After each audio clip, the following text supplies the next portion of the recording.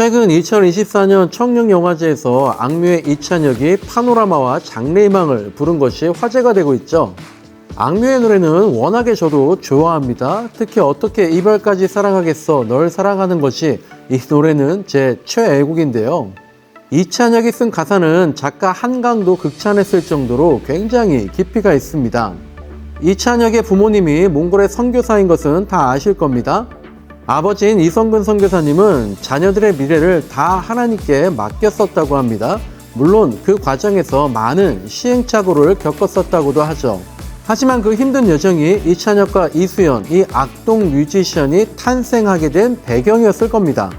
한국 가수의 대스타인 그가 대중가요인 장래희망에서 천국에 대해 묘사하고 특히 할렐루야라는 가사까지 집어넣는 마치 CCM과도 같은 곡을 불렀다는 것은요. 그 자체만으로도 대단히 용기가 있는 것이어서 너무나도 존경할 만한 일입니다. 그런데 더 마음을 설레게 했던 것은 이 노래에 대한 반응들이었습니다. 유튜브 댓글에 안티 기독교에 대한 내용이 거의 없는 것 같습니다. 오히려 그의 신앙과 예술의 접목과 그 의미에 경탄하고 칭찬하는 글이 많더군요. 그 자체만으로도 복음에 굉장히 좋은 영향을 끼친 것이죠. 파노라마와 장래희망은 2022년에 발매된 그의 앨범 에러라는 것의 타이틀곡과 마지막 곡인데요. 에러라는 것은 코마 상태를 의미하는 것 같고요. 그 상황에서 삶과 죽음의 의미를 새롭게 깨닫고 거듭나겠다는 스토리를 담고 있습니다. 이찬혁은 이 앨범으로 솔로 활동을 시작했고요. 파노라마 신곡 발표 무대에서는 실제로 삭발을 하는 퍼포먼스도 있었더라고요. 이 앨범을 통해서 대중들은 인생을 어떻게 살 것인지에 대해서 고민할 수 있었을 겁니다. 그런데 이찬혁은 이 세상에서의 삶뿐 아니라 죽음 이후까지를 바라보자 라고 제안하고 있는 거죠. 그리고 그 죽음 이후의 모습으로 기독교의 천국을 소개해 준 겁니다. 이 노래를 접하는 것 자체가 하나의 전도가 되는 거죠. 하지만 제가 오늘 다룰 주제인 천국, 하나님 나라라는 것을 생각해 볼 때 한 가지 아쉬운 점은 있습니다. 그것은 바로 천국은 죽어서나 가는 곳이라는 것, 그것이 기독교 교리의 전부인 것처럼 의도하지 않았지만 그렇게 너무 강하게 각인이 되지 않았을까라는 겁니다. 제가 이찬혁을 안티하려는 게 아니라 이찬혁의 장래희망을 계기로 하나님 나라는 오는 것일까 가는 것일까 아니면 오게 하는 것일까 이런 것들을 한번 생각해 보려고 합니다. 우리가 종종 이게 나라냐라고 말할 때가 있습니다. 나라가 위기에 처한다든지 대형 사건, 사고가 터질 때마다 어김없이 나오는 외침입니다.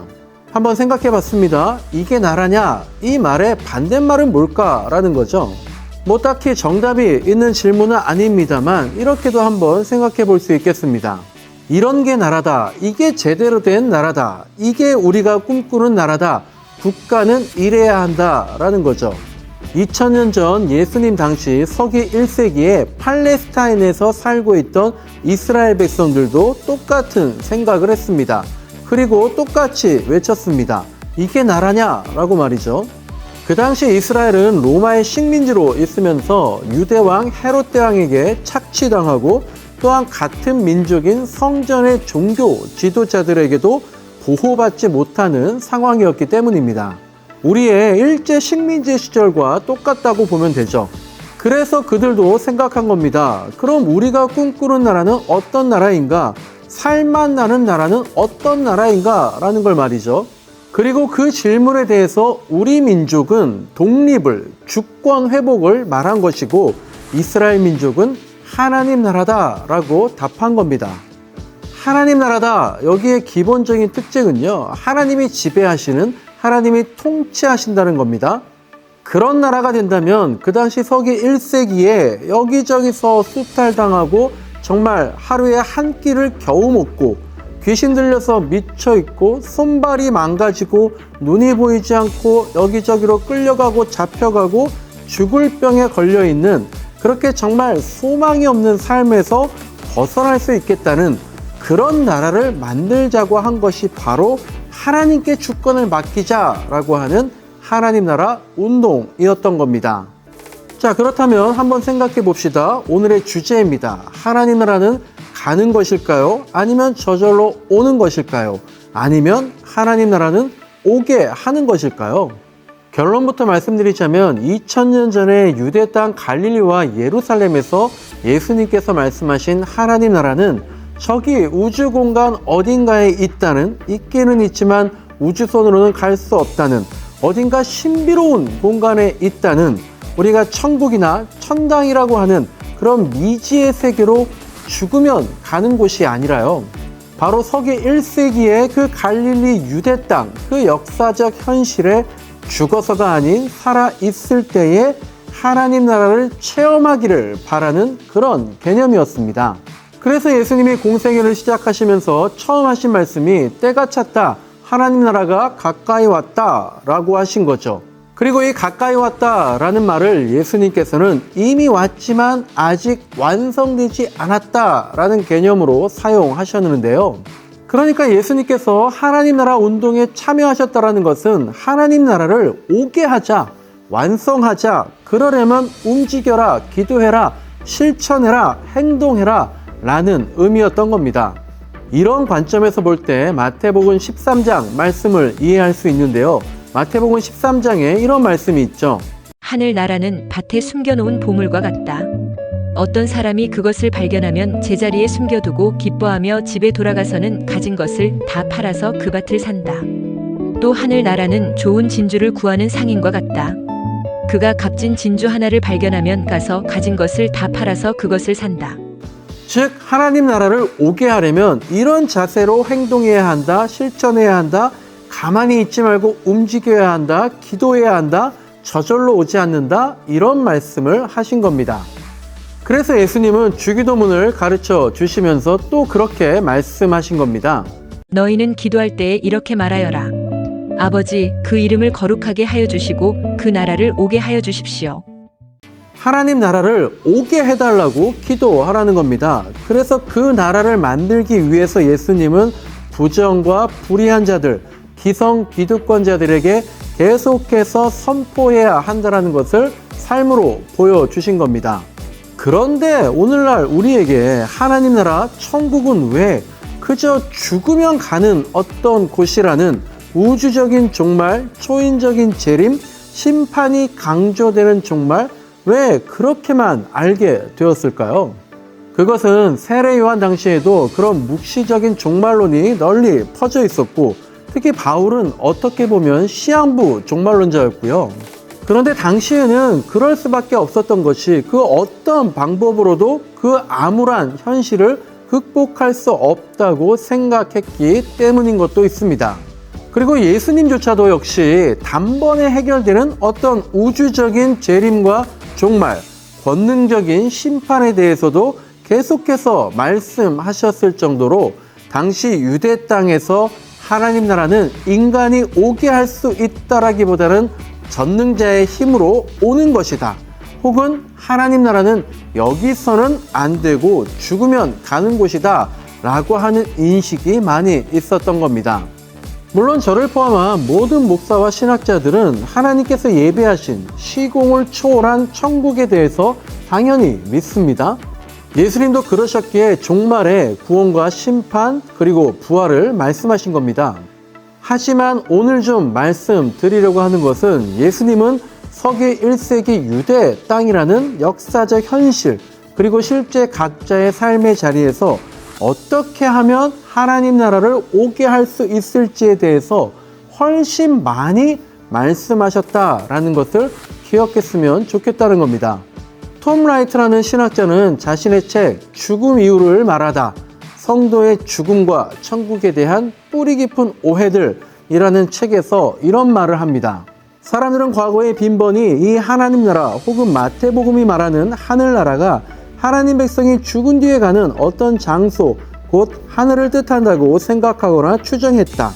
그러나 1세기 유대교는 물론이요, 특히 예수님이 선포하신 내용을 보아도 하나님 나라 혹은 하늘나라라는 말의 의미는 결코 그렇게 볼 수 없다.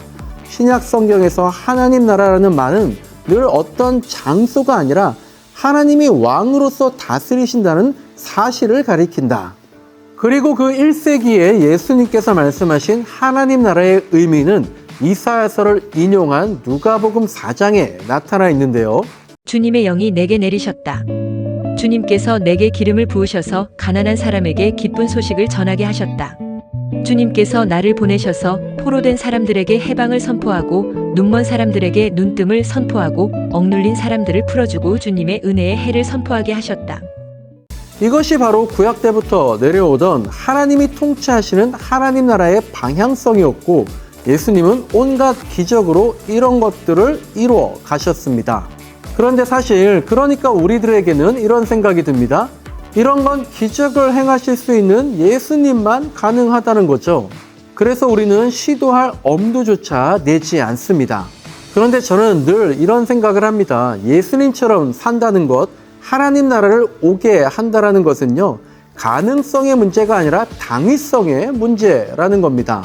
할 수 있느냐 없느냐, 가능하냐 불가능하냐, 이걸 먼저 따질 것이 아니라 맞느냐 틀리느냐를 먼저 생각하고 시작하는 것, 이것이 바로, 이런 고백이 바로 믿음이다라는 겁니다. 그래도 우리는 궁금하죠. 그렇다면 하나님 나라를 오게 하려면 도대체 어떻게 해야 하냐는 거죠. 그리고 그렇다면 우리가 죽기 전에 살아서도 하나님 나라를 볼 수 있느냐라는 거죠. 거기에 대해서 예수님께서는 이렇게 말씀하십니다. 누가복음 9장입니다. 그리고 예수께서 모든 사람에게 말씀하셨다. 나를 따라오려는 사람은 자기를 부인하고 날마다 자기 십자가를 지고 나를 따라오너라.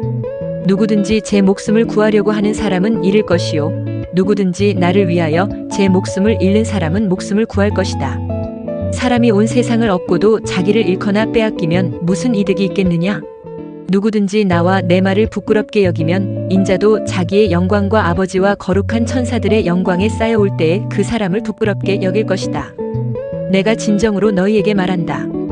여기에 서 있는 사람 가운데는 죽기 전에 하나님 나라를 볼 사람들이 있다. 누가 하나님 나라를 본다고 했습니까?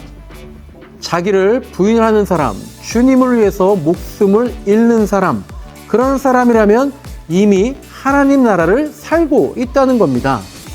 그래서 하나님 나라는 이미 왔으나 아직 오지 않았다라는 신학적 명제가 있는 것이고, 어떤 신자들은 벌써 하나님 나라를 보고 거기에서 살고 있지만, 또 어떤 사람들은 평생 구경조차 하지 못하는 불행을 자초하는 겁니다.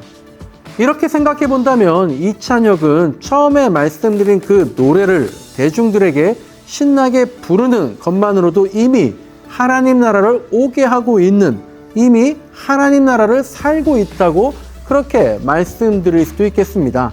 그의 노래 장래, 희망의 장래는 미래를 말하는 장래가 아니라 죽음을 말하는 장래인데요.